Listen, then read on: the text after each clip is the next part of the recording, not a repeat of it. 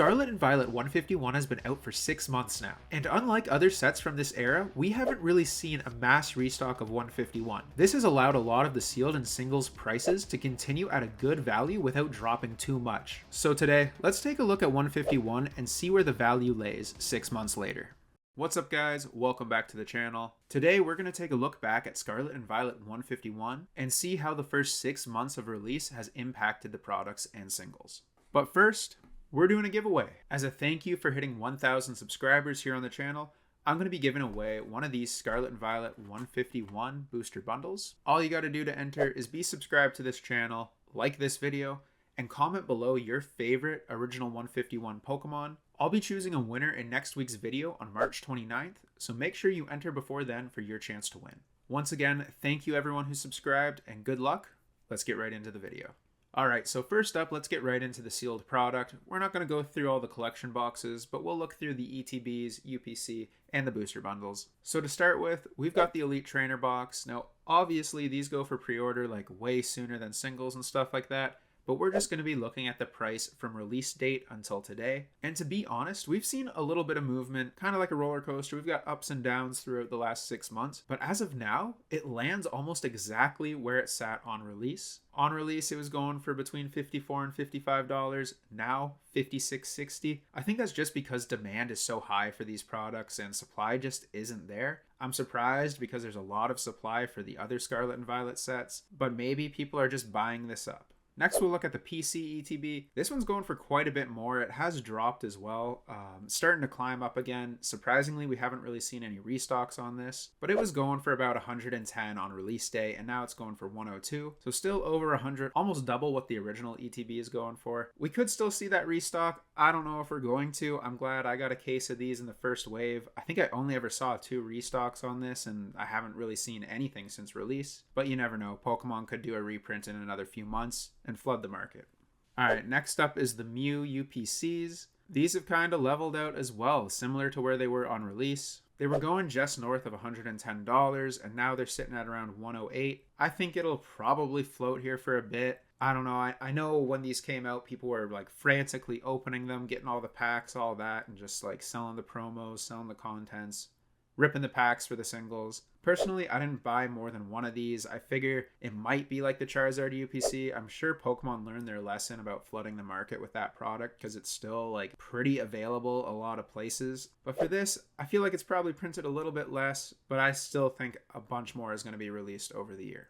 So next up is the 151 booster bundle. This is the first holiday set where they did booster bundles. I know Crown Zenith got one, but it was an afterthought. It came 9 months after release of the set. So 151 booster bundles were introduced for holiday sets. A lot of people were stoked for this. On release, it was going for $42, something like that, which is kind of steep because that's like what Walmart sells them for in Canadian, 42 Canadian, which is a lot less USD. But as of now, it's sitting at $37. It's dropped like $5, but been pretty steady. I hope this is something they print like a massive amount of. It makes way more sense to me to be, picking these up, say like a year down the line. It's like, I'm not going to be wanting to open up a whole bunch of Zapdos boxes or something like that. I'd way rather just grab a bunch of booster bundles, especially after like so long after release. I'd imagine if any product is getting printed a ton from this set, it's going to be these, but we'll wait and see. All right. So as you can see, the sealed product hasn't really moved too much.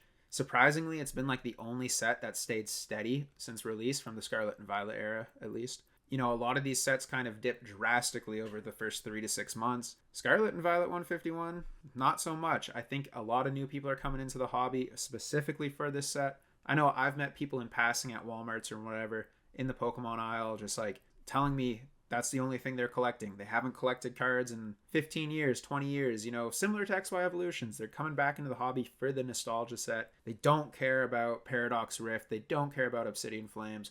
They just want 151. They want to get a nice binder of their favorite OG Pokemon. And I think that's what's causing this product to keep its value. There's not your typical collectors are in the hobby specifically for this item. And we'll see with the singles. There are 25 singles over $10, which is super surprising. I think like the second best performing set like that has been Paldea Evolved, and there's like 12 cards over $10. So this has double that. But again, this set has awesome artwork of those fan favorite Pokemon. It's kind of a slam dunk set if you look at it. It's got what people are looking for. So let's get into the singles now. Like I said, there's a lot of them that are over $10, but we'll just kind of look at some of the key cards. For example, a lot of these illustration rares have climbed since release, especially the starter Pokemon. You've got Bulbasaur, which climbed from like under $15, and now it's like sitting steadily between 20 and 25. Right now it's at 23, but it's hit 25, it's dropped down to 20. I think it's going to stay steady like between 20 and 25 bucks. It's a great card, fan favorite Pokemon. What else is there to say? You got the Squirtle as well, that's sitting at $27.50. It was going for under 20 bucks on release, and it kind of climbed. It's been like a roller coaster, but it's kind of found a sweet spot between 25 and 30 bucks. Same with Charmander, right? Like this card was going for just over 20, spiked up, and hasn't really dropped too much. Right now it's sitting just under 30. I think it's going to sit at 30. I could see Bulbasaur sitting just under 25, Squirtle just above 25, and Charmander sitting between 30 and 35 like long term. These are great cards. They tell a story. They're those basic Pokemon you started the first ever games with back in Kanto. I think they're a good shout to be in the top 10 like long term, and that's where they sit right now.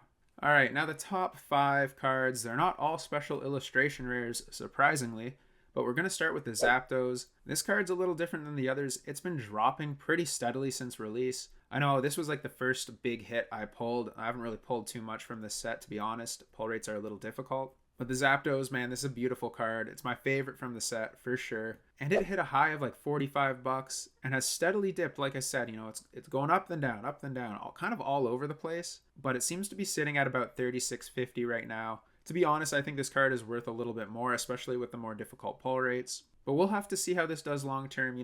I'd assume there's going to be reprints, but we'll have to wait and see. All right, next up, we've got the Charizard Full Art. I'm surprised this card's up here. It's just a full art, but it is probably one of the best full arts they've done since Scarlet and Violet has been released. The color scheme is great on this. It's got that like orangey pink background, the Charizard, the teal outline that matches the wings. Like everything kind of works with this card in ways that, a typical full art wouldn't. It just so happens that the color scheme they went for with the outlines, matches the background, matches the Pokemon really well. It also doesn't have a silly crown on its head like the other Charizard full arts, so it's got that going for it. It's steadily climbed. It's gone up over $10 since release. This card was going for 26 bucks, even less on pre-order, and it's climbed up the high of about $39, but right now it's sitting at $37.60. I think this card will drop eventually. It's like I said, it's just a full art, but then again, you also see the Brilliant Stars full art Charizard sitting pretty strong as well. I think it's an easier pull, so I feel like long term, maybe some of these SIR cards or even these IR cards are going to climb up and this will dip a little bit on the list, but it might stay top 10 like indefinitely. It's a great card, like I said.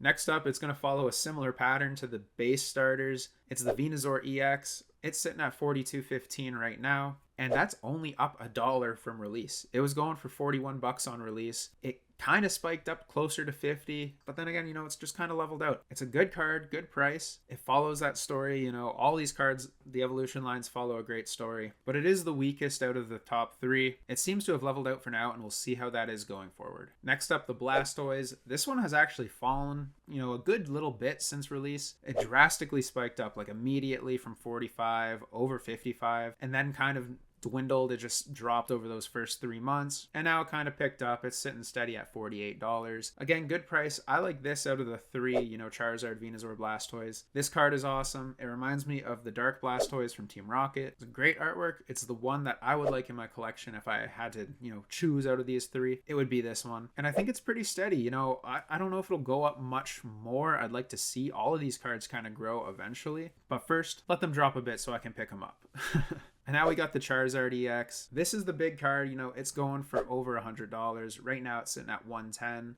It hit a high of, over 135 bucks, close to 140, even 150, I'm sure, in some areas. But since release, it hasn't really moved much. It was going for about 110 on release. It's going for about 110 now. I think that seems to be the steady point for this card, at least for this year. Do I think it's a good pickup at this price? I don't know. I think it's better to pick up any of these rather than open up products, because the products are just like kind of hard to find, and they're a little bit expensive. If you're looking at Costco at those Zapdos and Alakazam boxes, you're getting a really good deal. You could just crack those and keep the sealed product. You could open the packs, you might pull something good, but for my personal 151 experience, it's a little tricky to pull the good stuff.